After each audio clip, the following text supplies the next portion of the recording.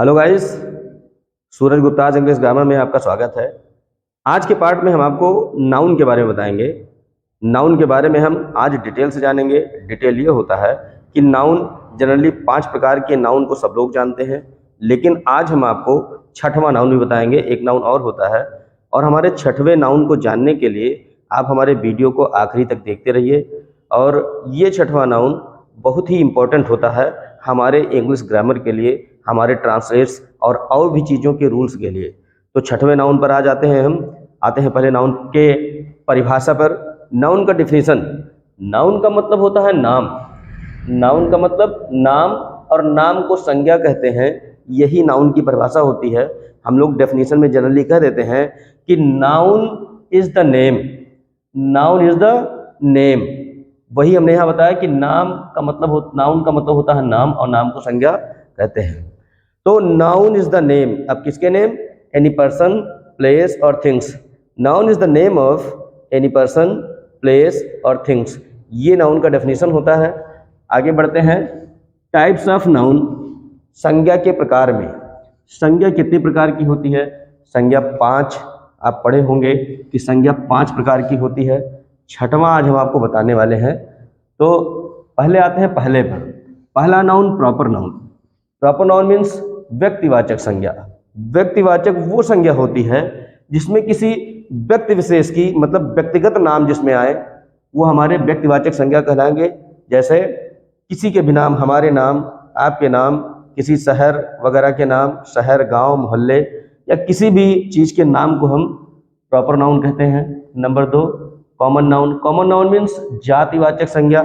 कोई ऐसा नाम जिससे जाति विशेष का बोध हो, वो जातिवाचक संज्ञा कहलाएगी। जैसे लड़कियां और लड़के। लड़कियां हमारी अपनी जाति है, लड़के भी हमारी अपनी जाति है। तो इस प्रकार के नाम जिसमें जाति को के होने का बोध हो, वो जातिवाचक संज्ञा मतलब कॉमन नाउन कहलाएगा। तीसरा collective noun. Collective noun means समूहवाचक संज्ञा। समूहवाचक संज्ञा नाम से ही क्लियर है। समूह वो संज्ञा होती है जिसमें एक से अधिक लोग पाए जाएं। नाम एक ही, लेकिन लोग एक से अधिक पाए जाएं, वो चीजें हमारी समूह कहलाती है।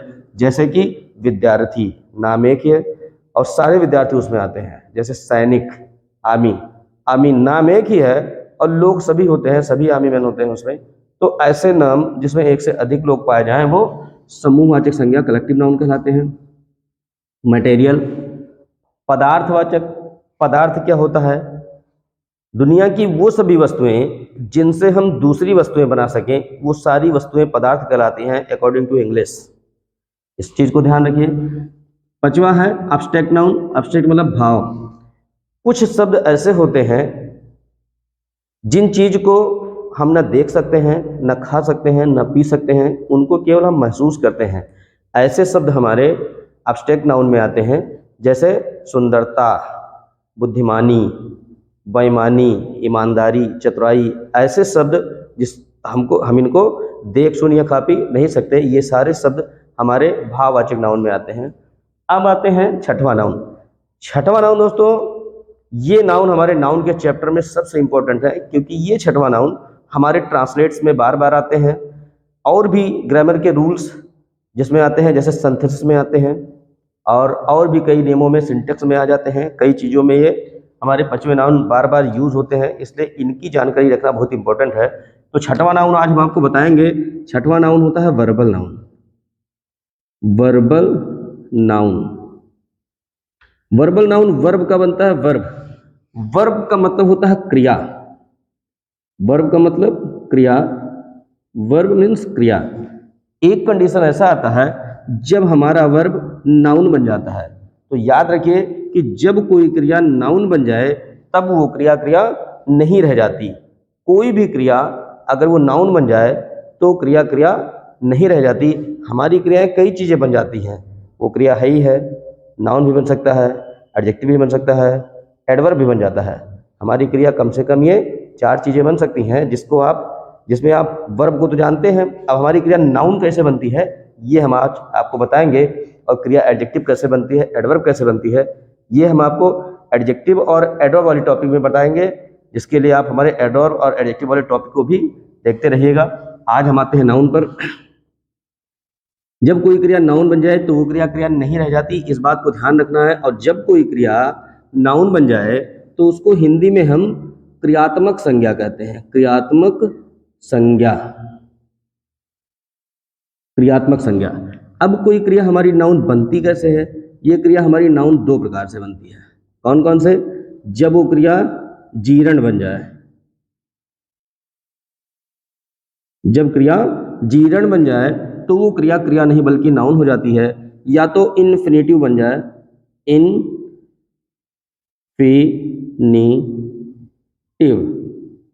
जब कोई क्रिया जीर्ण या इन्फिनेटिव बन जाए तो वो क्रिया नहीं रह जाती है। अब हमारी कोई क्रिया जीर्ण बनती कैसे है?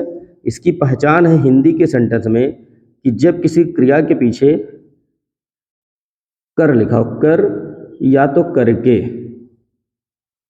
जब किसी क्रिया के पीछे कर या करके लिखा हो तो वो क्रिया हमारी जीर्ण के माध्यम से नाउन बन जाती है। वो क्रिया हमारी अब क्रिया नहीं रह जाती। अब अगर कोई क्रिया हमारी जीर्ण बन गई, कोई क्रिया हमारी जीर्ण बन गई, मतलब उसमें कर या करके लिखा हो, जैसे जा कर, खा कर। अब चाहे कर लिखा हो चाहे करके लिखा हो तो ये क्रियाएं हमारी जीर्ण के माध्यम से नाउन बन गई। अब ये क्रिया नहीं रह गई। अब अगर कोई क्रिया हमारी जीर्ण बन जाती है, मतलब इस टाइप के शब्द अगर हमारे ट्रांसलेट्स में आ जाएं, तब हम इनको कहाँ और कैसे लिखते हैं, इसके क्या नियम है, इसको देखिए। जब कोई क्रिया हमारी जीर्ण बन जाए तब सबसे पहले उस क्रिया की इंग्लिश लिखेंगे और उसके बाद उसमें आईएनजी जोड़ देंगे। आईएनजी, जैसे जा कर में जाना क्रिया है और जाना की इंग्लिश होती है गो। कर लग गया तो उसमें आईएनजी जोड़ देंगे, हो जाएगा गोइंग। यहाँ पर हमारे खानी क्रिया है तो खाना की इंग्लिश होती है ईट, या तो टेक और हैव भी आप लिख सकते हैं। कर लग गया तो उसमें आईएनजी जोड़ देंगे, हो गया ईटिंग। तो इस प्रकार की क्रिया जिसके पीछे करके या कर लिखा हो, ये क्रिया हमारी जीर्ण के माध्यम से नाउन हो जाती है। ये क्रिया नहीं रह जाती। ये थी जीर्ण के पहचान। और अंग्रेजी कैसे बनते हैं, आते हैं इन्फिनेटिव पर। इन्फिनेटिव की भी पहचान है कि ये भी एक क्रिया ही होती है, क्योंकि नाम ही है वर्बल नाउन। और इसकी पहचान है जब इसके पीछे के लिए लिखा हो। क्या लिखा हो? के लिए। जब किसी क्रिया के पीछे के लिए लिखा हो तो ये क्रिया हमारी इन्फिनेटिव के माध्यम से नाउन बन जाती है। ये क्रिया भी क्रिया नहीं रह जाती। जैसे जाने के लिए,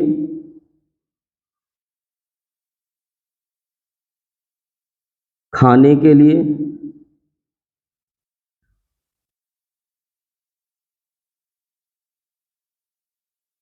पीने के लिए, सोने के लिए, उठने के लिए, बैठने के लिए, मारने के लिए, पीटने के लिए। जिस भी किसी क्रिया में पीछे के लिए लग जाए, ये क्रिया हमारी इन्फिनेटिव के माध्यम से नाउन बन जाती है। वो क्रिया नहीं रह जाती। अब इन्फिनेटिव वाली क्रिया की अंग्रेजी हम कैसे लिखते हैं? इसमें ये के लिए शब्द जो होता है ये एक प्रीपोजिशन होता है और नियम होता है कि प्रीपोजिशन की इंग्लिश पहले लिखी जाती है। जैसा कि मैंने आपको पहले वीडियो में बताया था, ट्रांसलेट करने के पहले वीडियो में, कि कॉम्प्लीमेंट में पीछे वाला शब्द प्रीपोजिशन होता है जिसकी इंग्लिश आगे लिखी जाती है। तो इसलिए क्रिया के लिए की इंग्लिश यहाँ पहले आएगी क्योंकि प्रीपोजिशन है, और के लिए की इंग्लिश यहाँ हो जाएगी टू, और उसके बाद ये आएगा क्रिया की इंग्लिश, और टू के बाद हमेशा वर्ब का फर्स्ट फॉर्म होता है। एक बात हमको ये भी ध्यान रखना है कि के लिए शब्द की दो इंग्लिश होती है। एक तो यहाँ टू आ गया, के लिए की एक इंग्लिश होती है फॉर। तो फॉर का भी यूज किया जाता है और टू का भी यूज किया जाता है। ध्यान रखिए, जब किसी क्रिया के बाद के लिए लिखा हो तब के लिए की इंग्लिश टू। जब किसी नाउन या प्रोनाउन के बाद, अगर ये कोई नाउन होता पहले से, नाउन या प्रोनाउन के बाद के लिए लिखा हो, तब के लिए की इंग्लिश फॉर हो जाएगी। लेकिन यहाँ ये क्रिया है इसलिए के लिए की इंग्लिश पहले आएगी टू, फिर जाना की इंग्लिश गो, के लिए की इंग्लिश पहले आएगी टू, फिर खाने की इंग्लिश ईट। तो इस तरह हमारा वर्बल नाउन होता है जीर्ण इन्फिनेटिव। एक चीज ध्यान रखिए, जिस क्रिया के पीछे कर करके लगा होता है, ये क्रियाएं हमारी परफेक्ट पार्टिसिपल भी बन सकती हैं, उसकी भी यही पहचान है। लेकिन जीर्ण और परफेक्ट पार्टिसिपल में थोड़ा सा डिफरेंस है, और इंग्लिश लिखने के रूल में भी थोड़ा सा डिफरेंस है। इस डिफरेंस को हम आपको परफेक्ट पार्टिसिपल के चैप्टर में बताएंगे, जब हम आपको परफेक्ट पार्टिसिपल की भी पहचान उसकी अंग्रेजी बनाने के लिए हम बताएंगे, तो इसमें और उसमें डिफरेंस हम आपको क्लियर करेंगे। तो आज हम नाउन पर हैं तो नाउन को जानेंगे। अब इस टाइप के शब्द जिसमें कर करके लगा होता है या के लिए लगा होता है, इन्फिनिटिव बन जाता है, ये शब्द हमारे सेंटेंस में भी आ सकते हैं। वो सेंटेंस चाहे छोटा हो या बड़ा हो, ये शब्द हमारे सेंटेंस में भी आ सकते हैं। तो आइए अब हम आपको दिखाते हैं कि ये सारे शब्द हमारे सेंटेंस में आ गए, तब हम इनको कहाँ और कैसे लिखते हैं।